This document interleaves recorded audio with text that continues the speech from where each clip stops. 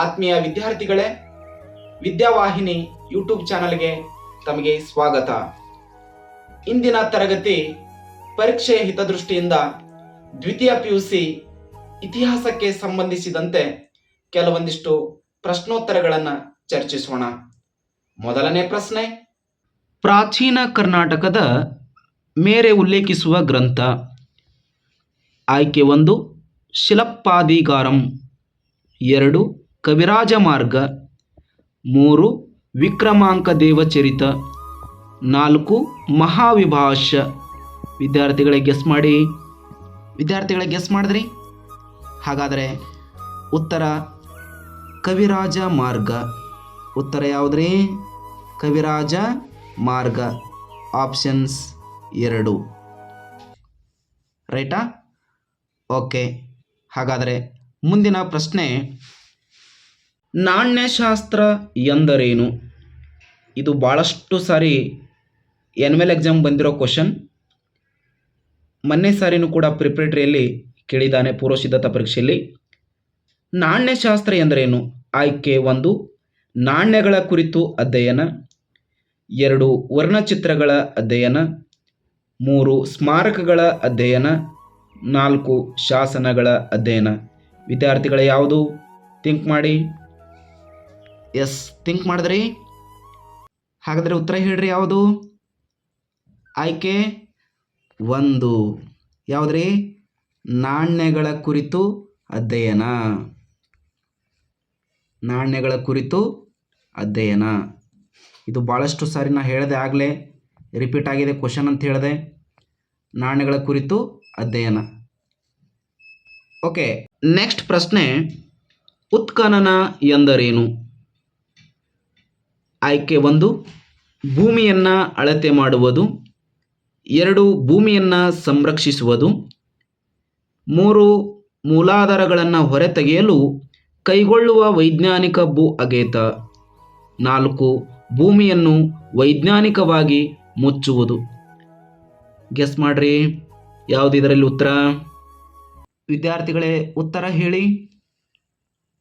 Option 3 ಯಾವುದ್ರಿ? ಮೂಲಾಧಾರಗಳನ್ನು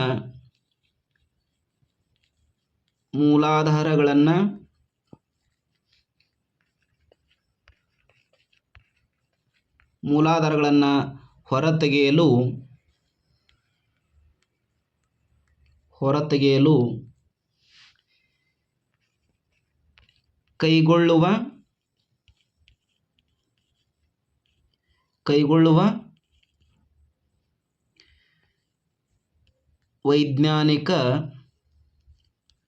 ವೈಜ್ಞಾನಿಕ ಭೂ ಅಗೆತ.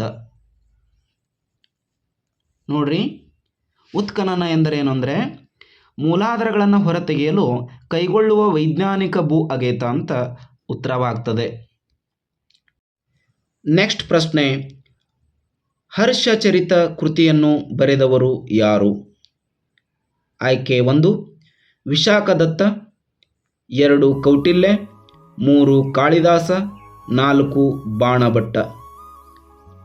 ಯಾವುದು ಉತ್ತರ ಹೇಳ್ರಿ? ಉತ್ತರ ಆಯ್ಕೆ 4 ಯಾವುದ್ರಿ? ಬಾಣಭಟ್ಟ. ಇದನ್ನು ಕೂಡ ಭಾಳಷ್ಟು ಸಾರಿ ಕ್ವಶನ್ ರಿಪೀಟ್ ಆಗಿದೆ. ಹರ್ಷಚರಿತ ಕೃತಿಯನ್ನು ಬರೆದವರು ಯಾರ್ರಿ? ಬಾಣಭಟ್ಟ. ನೆಕ್ಸ್ಟ್ ಪ್ರಶ್ನೆ, ಮುದ್ರಾ ರಾಕ್ಷಸ ಕೃತಿಯನ್ನು ಬರೆದವರು ಯಾರು? ಇದು ತಮಗೆಲ್ಲರಿಗೂ ಗೊತ್ತಾಗ್ತದೆ ಈ ಉತ್ತರ. ಯಾವುದ್ರಿ? ಗೆಸ್ ಮಾಡ್ರಿ. ಆಪ್ಷನ್ 4. ಆಪ್ಷನ್ ಯಾವುದ್ರಿ? 4 ವಿಶಾಖದತ್ತ. ಇದೆಲ್ಲರಿಗೂ ಗೊತ್ತಿರುವಂಥದ್ದು. ವಿಶಾಖದತ್ತ. ಮುದ್ರಾ ರಾಕ್ಷಸ ಕೃತಿಯನ್ನು ಬರೆದವರು ಯಾರ್ರಿ? ವಿಶಾಖದತ್ತ. ನೆಕ್ಸ್ಟ್ ಪ್ರಶ್ನೆ, ಬುದ್ಧ ಚರಿತ ಕೃತಿಯನ್ನು ಬರೆದವರು ಯಾರು? ಆಯ್ಕೆ 1 ಬಿಲ್ಹಣ, 2 ಕಲ್ಹಣ, 3 ಅಶ್ವಘೋಷ್, 4 ಬಾಣಭಟ್ಟ. ಯಾವುದ್ರಿ? ಬುದ್ಧ ಚರಿತ ಕೃತಿಯನ್ನು ಬರೆದವರು ಯಾರ್ರಿ? ಥಿಂಕ್ ಮಾಡಿದ್ರಿ? ಆಪ್ಷನ್ ಯಾವುದ್ರಿ? 3 ಅಶ್ವಘೋಷ. ಇವೆಲ್ಲ ಎಕ್ಸಾಮ್ ಬರುವಂಥ ಕ್ವಶನ್ಸ್. ನೆಕ್ಸ್ಟ್ ಪ್ರಶ್ನೆ, ಚರಕ ಸಂಹಿತೆ ಕೃತಿಯನ್ನು ಬರೆದವರು ಯಾರು? ಆಯ್ಕೆ 1 ಪಾಣಿನಿ, 2 ಚಾಂದ್ ಬರ್ದಾಯಿ, 3 ಚರಕ, 4 ಅಮರಸಿಂಹ. ಯಾರು ಗೆಸ್ ಮಾಡ್ರಿ? ಉತ್ತರ 3 ಕರೆಕ್ಟ್. ಚರಕ ಅವನ ಹೆಸರಲ್ಲೇ ಇದೆ. ಚರಕ ಸಂಹಿತೆ ಕೃತಿಯನ್ನು ಬರೆದವರು ಚರಕನೇ. ಉತ್ತರ 3 ಸರಿಯಾಗಿದೆ. ಮುಂದಿನ ಪ್ರಶ್ನೆ, ಅಕ್ಬರ್ನಾಮ್ ಕೃತಿಯನ್ನು ಬರೆದವರು ಯಾರು? ಇದು ಸ್ವಲ್ಪ ಕನ್ಫ್ಯೂಷನ್ ಆಗ್ತದೆ, ಸ್ವಲ್ಪ ಲಕ್ಷ ಕೊಟ್ಟು ಆಪ್ಷನ್ಸ್ ನೋಡಿ. ಆಯ್ಕೆ 1 Niccolo Conti, 2 Abdul Razak, 3 Barbosa, 4 Abul Fazal. ಯಾವ್ದು ಗೆಸ್ ಮಾಡ್ರಿ? ಉತ್ತರ ಯಾವ್ದು ಗೆಸ್ ಮಾಡಿ? ಎಸ್, ಉತ್ತರ 4 ಯಾರ್ರೀ? ಅಬುಲ್ ಫಜಲ್ ಸರಿಯಾಗಿದೆ. ನೆಕ್ಸ್ಟ್ ಪ್ರಶ್ನೆ, ಕರುನಾಡರ್ ಜನರು ಎಂದು ಯಾವ ಗ್ರಂಥದಲ್ಲಿ ಉಲ್ಲೇಖಿಸಲಾಗಿದೆ? ಆಯ್ಕೆ 1 ಅಷ್ಟಾಧ್ಯಾಯಿ, 2 ತೊಳ್ಕಾಪಿಯರ್, 3 ಸಿಲಪ್ಪಾದಿಗಾರಂ, 4 ವೆಲ್ವಿಕ್ಕುಡಿ. ಸ್ವಲ್ಪ ಕ್ವಿಸ್ಟ್ ಇದೆ, ಬಹಳಷ್ಟು ಇದನ್ನು ಆನ್ಸರ್ ಮಾಡಬೇಕಾದ್ರೆ ಲಕ್ಷ ಕೊಟ್ಟು ಆನ್ಸರ್ ಮಾಡಬೇಕಾಗ್ತದೆ ವಿದ್ಯಾರ್ಥಿಗಳೇ. ಯಾವುದಾಗ್ತದೆ ಉತ್ತರ? ಥಿಂಕ್ ಮಾಡಿ. ಎಸ್, ಯಾವುದ್ರಿ? 3 ಆಪ್ಷನ್ ಶಿಲಪ್ಪಾದಿಗಾರಂ. ಸಿಲಪ್ಪಾದಿಗಾರಂ ಸಿಲಪ್ಪಾದಿಗಾರಂ ಸರಿಯಾದ ಉತ್ತರ. ಕರುನಾಡರ್ ಜನರು ಎಂದು ಯಾವ ಗ್ರಂಥದಲ್ಲಿ ಉಲ್ಲೇಖಿಸಲಾಗಿದೆ ಅಂದರೆ ಸಿಲಪ್ಪಾದಿಗಾರಂ. ನೆಕ್ಸ್ಟ್ ಕ್ವಶನ್, ಶಹನಾಮ ಕೃತಿಯನ್ನು ಬರೆದವರು ಯಾರು? ನೋಡ್ರಿ ವಿದ್ಯಾರ್ಥಿಗಳು, ಇದು ಕ್ವಶನ್ ಕೂಡ ಬಹಳಷ್ಟು ಸಾರಿ ಅರೇಜ್ ಆಗಿದೆ. ಯಾರು ಗೆಸ್ ಮಾಡ್ರಿ? ಎಸ್, ಆಪ್ಷನ್ 1 ಯಾರೇ? ಫಿರ್ದೋಸಿಯ ಅಥವಾ ಫಿರ್ದೋಸಿ ಸರಿಯಾದ ಉತ್ತರ 1. ಶಹನಾಮ ಕೃತಿಯನ್ನು ಬರೆದವರು ಫಿರ್ದೋಸಿ.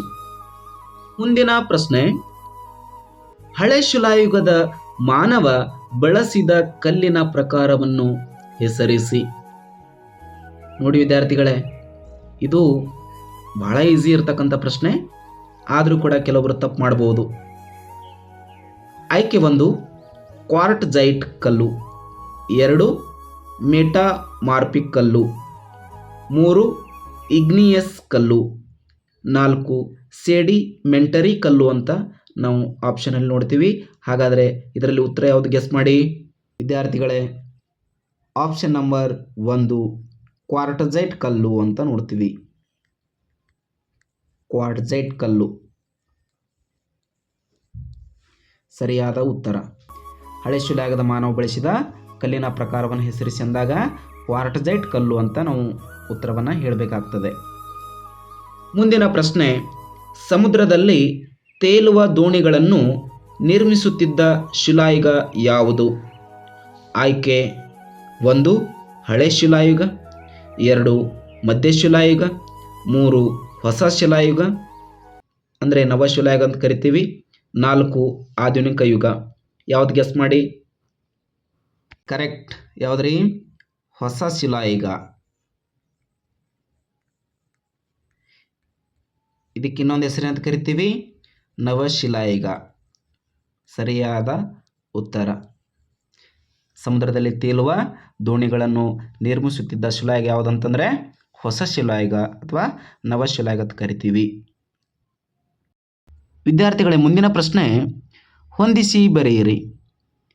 ಒಂದು ಕಡೆ ಎ, ಇನ್ನೊಂದು ಕಡೆ ಬಿ. ಎದಲ್ಲಿರ್ತಕ್ಕಂಥ ಹಳೆ ಶಿಲಾಯುಗ, ಮಧ್ಯ ಶಿಲಾಯುಗ, ಹೊಸ ಶಿಲಾಯುಗ, ಲೋಹಯುಗ, ತಾಮ್ರಯುಗ, ಅವಕ್ಕೆ ಇಂಗ್ಲೀಷ್ನಲ್ಲಿ ಏನಂತ ಕರೀತಾರೆ ಅಂಥೇಳಿ ಬಿದಲ್ಲಿ ಕೊಟ್ಟಿರ್ತಕ್ಕಂಥದ್ದು ಆಪ್ಷನ್ಸ್ಗಳಿದ್ದಾವೆ. ಅದರಲ್ಲಿ ನೀವು ಒಂದನೇದು ಯಾವುದಾಗ್ತದೆ ಬಿದಲ್ಲಿ, ಎರಡನೇದು ಯಾವುದಾಗ್ತದೆ ಬಿದಲ್ಲಿ, ಮೂರನೇದು ಯಾವುದಾಗ್ತದೆ ಬಿದಲ್ಲಿ, ನಾಲ್ಕನೇದು ಯಾವುದಾಗ್ತದೆ ಬಿದಲ್ಲಿ, ಐದನೇದು ಯಾವುದಾಗ್ತದೆ ಬಿದಲ್ಲಿ. ಇವೆಲ್ಲವೂ ಕೂಡ ಆಪ್ಷನ್ಸ್ಗಳನ್ನು ಕೆಳಗಡೆ ಕೊಟ್ಟೀನಿ ನಾನೇ.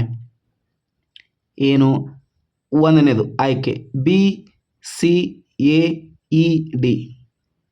ನೆಕ್ಸ್ಟ್ ಎರಡನೇದು A E B C D.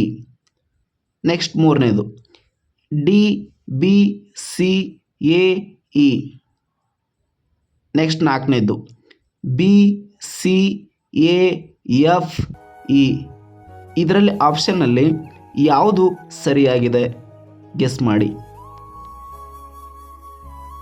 ವಿದ್ಯಾರ್ಥಿಗಳೇ, ಹೊಂದಿಸಿ ಬರೆಯಿರಿ. ಅರ್ಥ ಆಗ್ತಾ ಇದೆಯಾ? ಇದು ಆಪ್ಷನ್ ಯಾವುದು ಗೊತ್ತಾಗ್ತಾ ಇದೆಯಾ? ಇಲ್ಲ, ಕೆಲವೊಬ್ಬರು ಭಾಳ ಕನ್ಫ್ಯೂಷನ್ ಮಾಡ್ಕೋತಾ ಇದ್ದೀರಿ.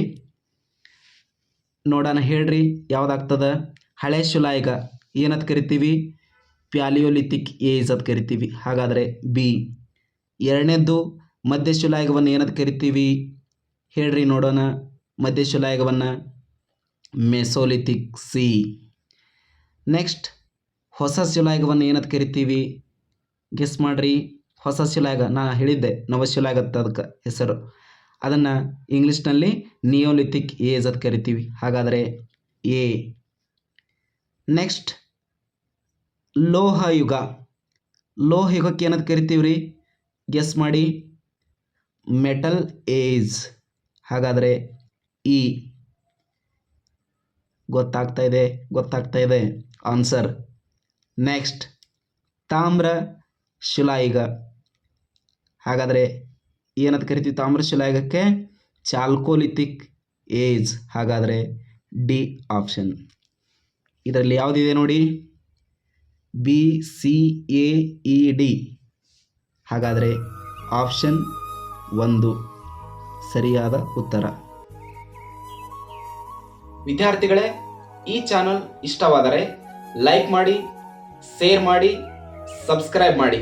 ವಿದ್ಯಾರ್ಥಿಗಳೇ, ನಿಮಗೆ ಗೊತ್ತಿರ್ಬೋದು ಅಥವಾ ಗೊತ್ತಿಲ್ಲದೇ ಇರ್ಬೋದು, PUCಯಲ್ಲಿ ಏನು ತಪ್ಪು ಮಾಡ್ತೀರಿ ಅಂತಂದ್ರೆ, ನೀವು ಪ್ರಶ್ನೆ ಪತ್ರಿಕೆಗಳನ್ನು ಸರಿಯಾಗಿ ಓದದೆ ಅವಸರದಲ್ಲಿ ಯಾವುದೋ ಒಂದು ಪ್ರಶ್ನೆಗೆ ಯಾವುದೋ ಒಂದು ಉತ್ತರ ಬರಿತೀರಿ. ಹಾಗಾಗಬಾರ್ದು ವಿದ್ಯಾರ್ಥಿಗಳೇ. ಆ ಒಂದು ಪ್ರಶ್ನೆ ಪತ್ರಿಕೆಯನ್ನು 10 ರಿಂದ 15 ನಿಮಿಷ ಸರಿಯಾಗಿ ಓದಬೇಕು. ಹಾಗಾದರೆ ಇತಿಹಾಸಕ್ಕೆ ಸಂಬಂಧಿಸಿರ್ತಕ್ಕಂಥ ಪ್ರಶ್ನೆ ಮೊದಲಿಗೆ ಬಹು ಆಯ್ಕೆ ಪ್ರಶ್ನೆಗಳಿರ್ತವೆ, ಅದರಲ್ಲಿ 5ಕ್ಕೆ 5 ಅಂಕಗಳನ್ನು ತೆಗೆದುಕೊಳ್ಬೇಕು. ನೆಕ್ಸ್ಟ್ ಬಿಟ್ಟ ಸ್ಥಳ ಒಂದು ಸ್ಟೆಪ್ ಇರ್ತದೆ, ಬಿಟ್ಟ ಸ್ಥಳದಲ್ಲಿ ಕೂಡ 5ಕ್ಕೆ 5 ಅಂಕಗಳನ್ನು ತೆಗೆದುಕೊಳ್ಬೇಕು. ನೆಕ್ಸ್ಟ್ ಏನಪ್ಪಾ ಅಂತಂದ್ರೆ ಹೊಂದಿಸಿ ಬರೆಯಿರಿ. ಹೊಂದಿಸಿ ಬರೆಯಿರಿ ಕೂಡ 5 ಅಂಕ ಇರ್ತವೆ, ಅಲ್ಲಿ ಕೂಡ ಸರಿಯಾಗಿ ನೀವು ಹೊಂದಿಸಿ ಬರಿಬೇಕಾಗ್ತದೆ. ನೆಕ್ಸ್ಟ್ ಒಂದು ವಾಕ್ಯದಲ್ಲಿ ಉತ್ತರಿಸಿ ಅಂದಾಗ 5 ಪ್ರಶ್ನೆಗಳಿರ್ತವೆ, 5ಕ್ಕೂ 5 ಸರಿಯಾಗಿ ನೀವು ಉತ್ತರಗಳನ್ನು ಬರಿಬೇಕಾಗ್ತದೆ. ನೆಕ್ಸ್ಟ್ 2 ಅಂಕದ ಪ್ರಶ್ನೆಗಳು, ಒಟ್ಟು 13 ಪ್ರಶ್ನೆಗಳನ್ನು ಕೊಟ್ಟಿರ್ತಾನೆ. 2 ಅಂಕದಲ್ಲಿ ನೀವು ಬರಿತಕ್ಕಂಥದ್ದು 8 ಪ್ರಶ್ನೆಗಳಿಗೆ ಉತ್ತರಿಸಬೇಕಾಗ್ತದೆ. ಹಾಗಾದ್ರೆ ಅಲ್ಲಿಯೂ ಕೂಡ ಯಾವುದೇ ಪ್ರಶ್ನೆಗಳನ್ನು ತಪ್ಪು ಮಾಡಬಾರ್ದು. ನೆಕ್ಸ್ಟ್ ಏನಪ್ಪಾ ಅಂತಂದ್ರೆ, ನೀವು 5 ಅಂಕ 10 ಅಂಕಗಳನ್ನ ನೀವು ಸರಿಯಾಗಿ ಬರೆದಿದ್ದೆ ಆದರೆ ಇನ್ನೂ ಕೂಡ ಉನ್ನತ ಅಂಕಗಳನ್ನು ತೆಗೆದುಕೊಳ್ತೀರಿ. ನೆಕ್ಸ್ಟ್ ಸ್ಟೆಪ್ ಏನಪ್ಪಾ ಅಂತಂದ್ರೆ ಕಾಲಾನುಕ್ರಮ. ಆ ಕಾಲಾನುಕ್ರಮದಲ್ಲಿ ನೀವು 4 ಪ್ರಶ್ನೆಗಳಿರ್ತವೆ. ಆ ಯಾವುದು ಇಸ್ವಿ ಮೊದಲು ಬರ್ತದೆ ಅದನ್ನ ಸರಿಯಾಗಿ ನೆನಪು ಮಾಡಿಕೊಂಡು ನೀವು ಆ ಕಾಲಾನುಕ್ರಮವನ್ನು ಸರಿಯಾಗಿ ಬರೆದಿದ್ದೆ ಆದರೆ ಅಲ್ಲಿ 4ಕ್ಕೆ 4 ಅಂಕಗಳನ್ನ ಸಿಗ್ತವೆ. ನೆಕ್ಸ್ಟ್ ಏನಪ್ಪಾ ಅಂತಂದ್ರೆ ಭಾರತ ನಕ್ಷೆ. ತಾವು ಈ ಭಾರತ ನಕ್ಷೆದಲ್ಲಿ ಬಹಳಷ್ಟು ಜನ ನಿರ್ಲಕ್ಷ್ಯ ಮಾಡ್ತೀರಿ, ಆದರೆ ಇಲ್ಲಿ 10 ಅಂಕಗಳನ್ನ ಭಾರತ ನಕ್ಷೆಕ್ಕಿದಾವೆ. ಆ 10 ಅಂಕಗಳಲ್ಲಿ 5 ಅಂಕಗಳು ನಿಮ್ಮ ಗುರುತಿಸುವಿಕೆ ಇರ್ತವೆ, 5 ಅಂಕಗಳ ಅದರ ಎಕ್ಸ್ಪ್ಲೇನ್ಗಳಿಗಿರ್ತವೆ. ಒಟ್ಟು 10 ಅಂಕಗಳು ಇರ್ತವೆ. ಇನ್ನು ನೆಕ್ಸ್ಟ್ ಏನಪ್ಪಾ ಅಂತ ದೃಷ್ಟಿ ವಿಕಲಚೇತನರಿಗಿರ್ತದೆ. ಆ ಪ್ರಶ್ನೆಯನ್ನ ಬರಿಬಾರ್ದು, ಅದನ್ನ ವಿದ್ಯಾರ್ಥಿಗಳು ಗಮನದಲ್ಲಿ ಇಟ್ಕೊಳ್ಬೇಕು. ಏನಾದರೂ ಮಾರ್ಕ್ಸ್ ಸಿಗ್ತಾವ ಅಂತೇಳಿ ನೀವು ಆ ಕ್ವಶನ್ ದೃಷ್ಟಿ ವಿಕಲಚೇತನರಿಗೆ ಬರೆದಿದ್ದೆ ಆದರೆ ಆ ಮಾರ್ಕಸ್ ಸಿಗೋದಿಲ್ಲ. ಹೀಗೆ ಮುಂದಿನ ತರಗತಿಯಲ್ಲಿ ಇನ್ನಷ್ಟು ಪ್ರಶ್ನೋತ್ತರಗಳನ್ನು ಚರ್ಚಿಸೋಣ. ನಮಸ್ಕಾರ.